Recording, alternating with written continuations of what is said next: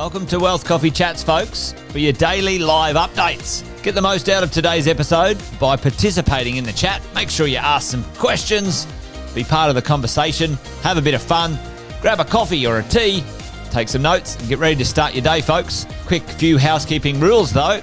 No spamming, no advertising or self-promotion in the chat. That's not on. Be kind and respectful to everyone when participating. And most of all, have a good time. Real estate investing can be your biggest asset. It also can be your most expensive asset when it comes to getting it right or getting it wrong, folks. It can be time-consuming, stressful, and that's why here at Positive, we have what's called a 6-star team, a full-service team that provides integrated wealth and property investing solutions and services simply designed to help you progress towards your goal of passive income through your property portfolio, folks. Make sure you check out our other podcasts on the Positive Mentor Network. Not only is there Wealth Coffee Chats, there's the Urban Property Investor. Drops every Wednesday with straight talking investing strategies and lessons with Sam Saggers. Property Investor Tales. This is where our clients, you guys, share real life stories from property investing, hosted by some of our advisors and strategists. And that's done every fortnight, dropping every Monday. Wealth, Wine and Wisdom, folks, that debriefs the week that was in the world of finance and property, hosted by yours truly, Jason Witten and Andy Fenton on Fridays. Hey, good morning, folks.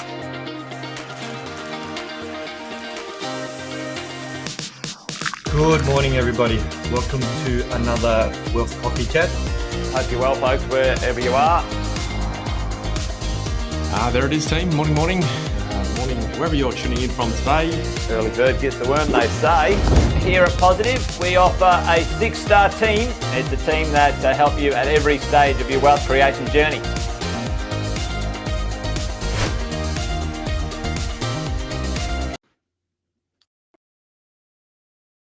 General advice disclaimer. The information provided is general in nature and does not take into account your personal objectives, financial situation. You should consider whether it is appropriate for your circumstances and seek professional advice from a licensed financial advisor. While every effort has been made to ensure the accuracy of the information, it is not guaranteed. It is based on our understanding of regulations and laws as at the publication date. As these are subject to change, you should talk to a professional advisor for the most up-to-date information. Any examples or illustrations provided are for illustrative purposes only and are not a guarantee of future performance. We do not accept any liability for any loss or damage incurred by reliance on the information provided. Any opinions expressed are subject to change without notice. Past performance is not indicative of future results, and all investments carry risks. Neither the hosts, guests, nor any affiliated entities accept liability for any loss or damage arising from reliance on the information provided. By listening to this podcast and viewing this presentation, you acknowledge and agree to these terms.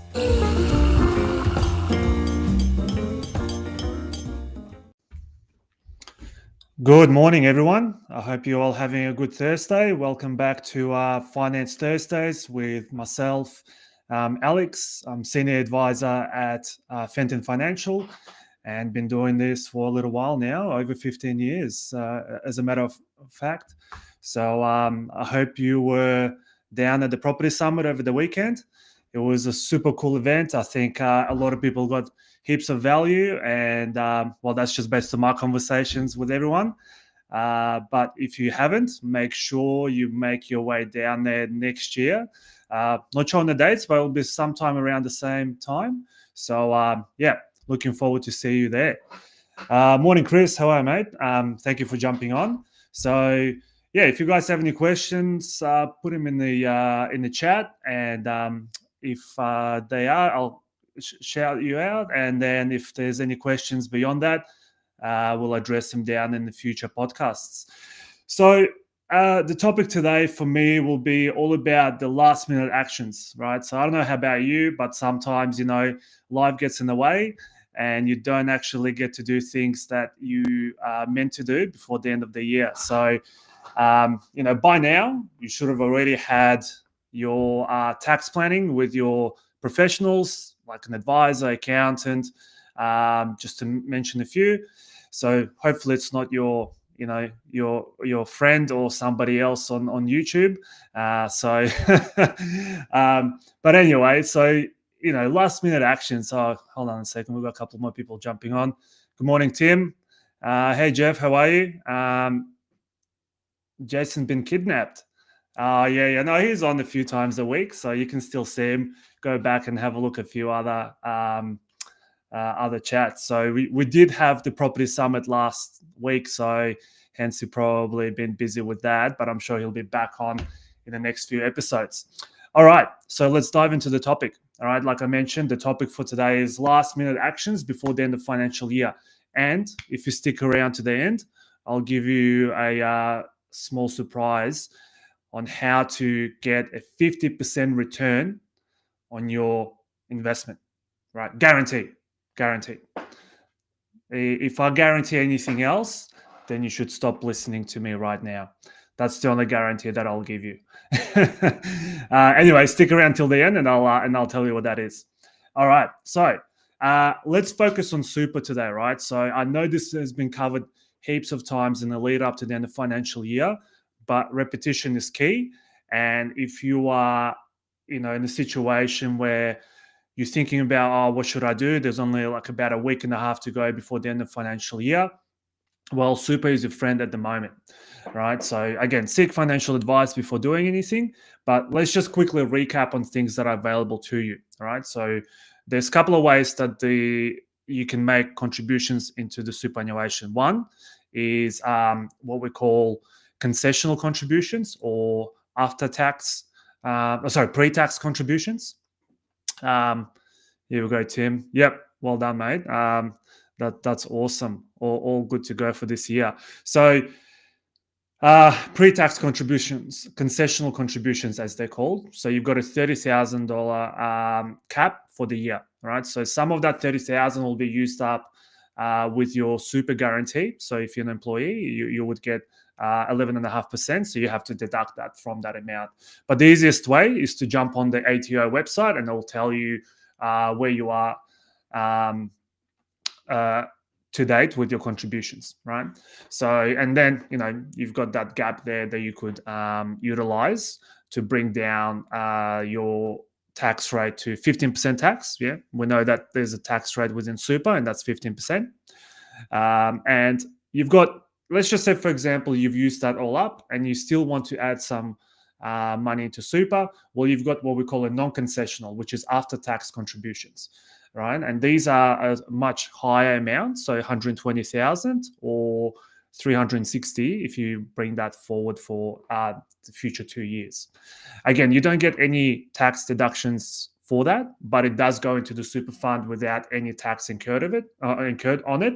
Because if you think about it, after tax, you've already paid tax on that amount.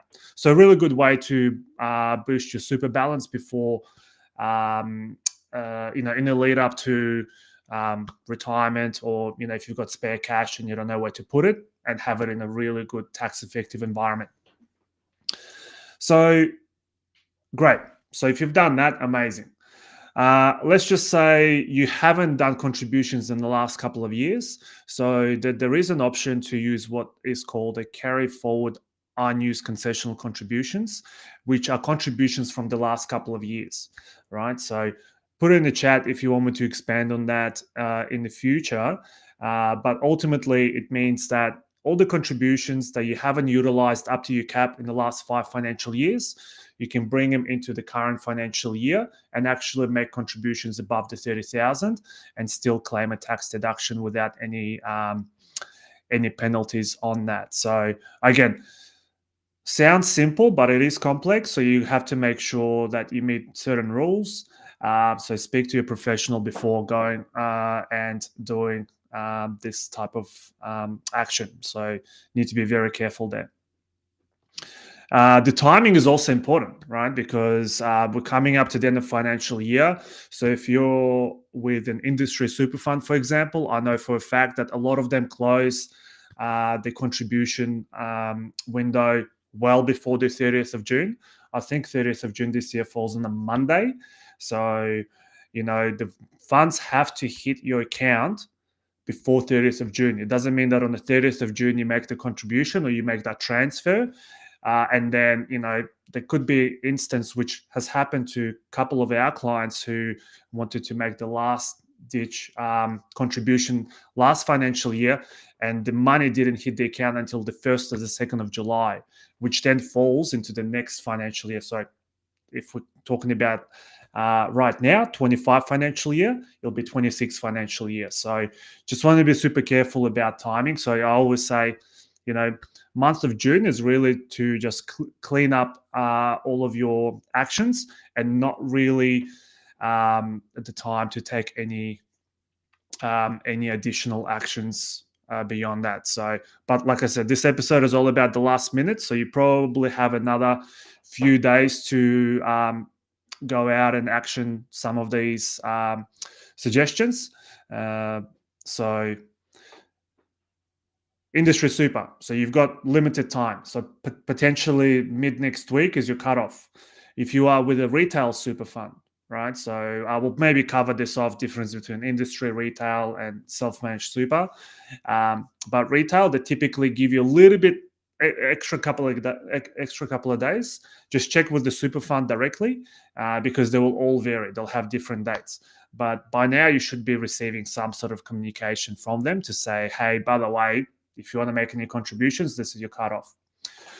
And self-managed super, again, probably the most flexible entity out of the three. I think you've got, you can go all the way to the last day. But again, the most important part is that whatever funds you want to put into super fund, it hits the bank account of that super fund on the 30th of June, right? No later than that. 1st of July, too bad, so sad. It's rolled over into the new financial year. Yeah, that's right, Tim. 5 years, but 5 financial years. So the most important part. So yeah, perhaps something I'll cover off as part of the topic for new financial year. So what do we got here? Oh, okay. The other one is, so I'm just looking at my couple of dot points here. So yeah, family dynamics can be different. You might have a partner who's earning more. One partner may be staying back at home and looking after the kids, looking after the house, or maybe working part-time, right? So their income may be a little bit less than a certain, than 40,000, right? So the 40,000 is the key number here in this particular topic. So if your income is below 40, and say between 37 and 40,000, then the spouse with the high income can make a contribution into the partner's super fund and claim a tax deduction for a portion of that. So typically works the best if the income is below 37,000 because you get the full tax deduction, which equates to about $540. But if you closer to 40,000, then that 540 deduction will actually be smaller and smaller. Oh, good morning, Sonia. Good to see you. Good to see you. Hey, Jeff. Yes, correct. With the 5-year rule one, yes, you have to have 500,000. So again, like I said, there's a lot of sort of key things that are required to be taken into consideration before making some of these actions. So like I said, don't just go away and do it. Speak to an advisor or an accountant to help you out in that transaction. Sounds simple, but it can get complex very, very quickly. Again, good morning, Sonia. Good to see you. Who do we got? Daddy Patty. Good morning, mate. Hey, Rosie, how are you? Good morning. So spouse contribution, like I said, quick recap. If you're below 37,000, spouse can make contribution to your super fund. Typically, 3,000 will give you the full $3,000 contribution will give you the full $540 tax deduction. So it's quite good. So you're boosting up your partner's super fund whilst their income is lower. but you're also getting a tax deduction on the back of that as well, which is super awesome. All right, so let's get to that initial sort of extra bit about how do you get 50% return on your investment, right? Guaranteed, I would say 99.9%. All right, let's not go 100, just in case. But essentially, right, so here we go. So the way this is done is, so it's called, what it's called is part of the government co-contribution, all right? Which means that if your income is below sort of 60,000, right?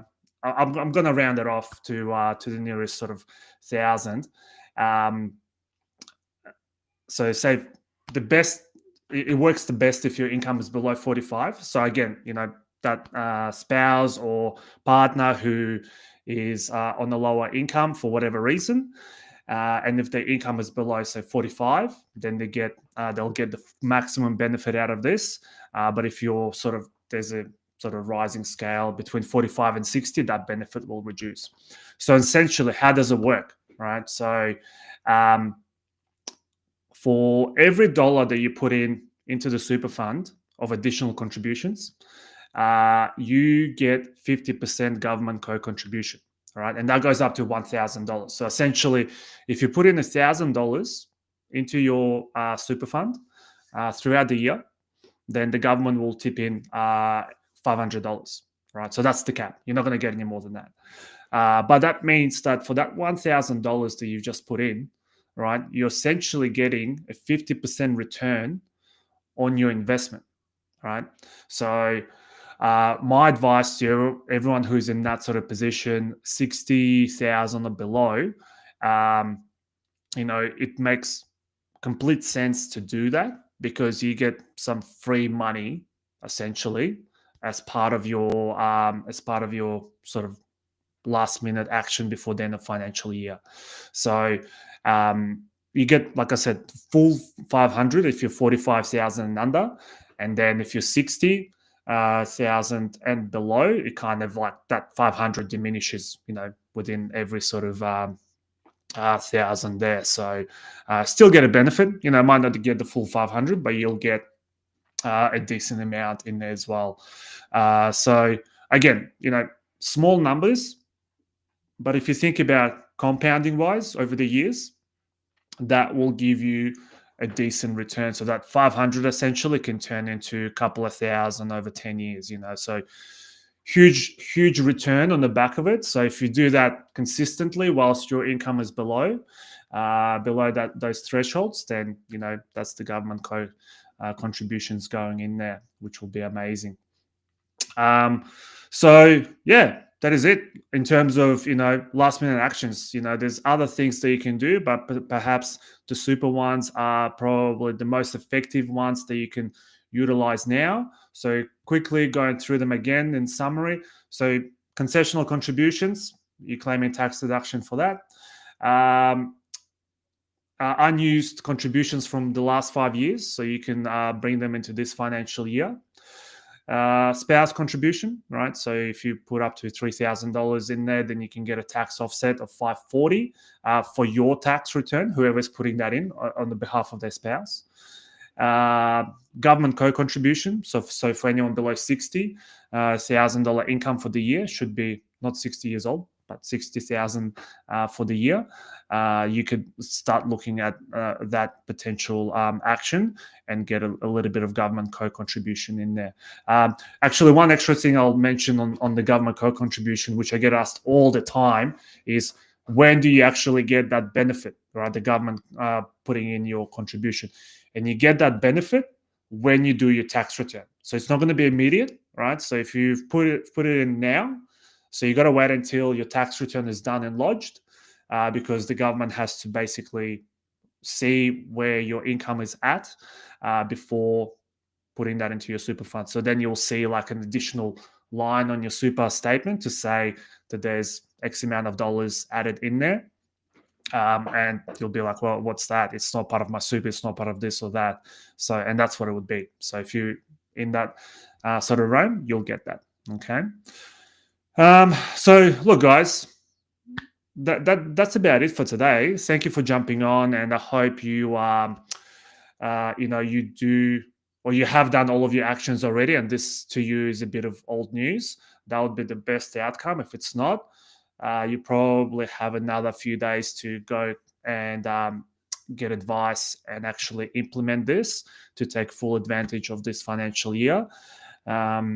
Otherwise, you kind of need to start planning for new financial year, which we'll cover off in the next few episodes as to what you should do, where you have 12 months to plan for it as opposed to 12 days.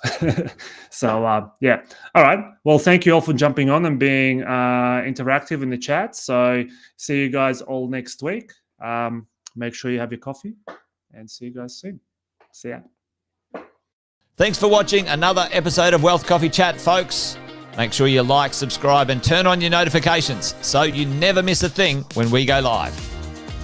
Improve your portfolio and investing game, folks, with Wealth Coffee Chats live every morning at 8:10 each weekday. Make sure you join us. Previous episodes are also available wherever you get your podcasts, folks, as well as our other podcasts from the 6-Star team here at positivementor.com.au.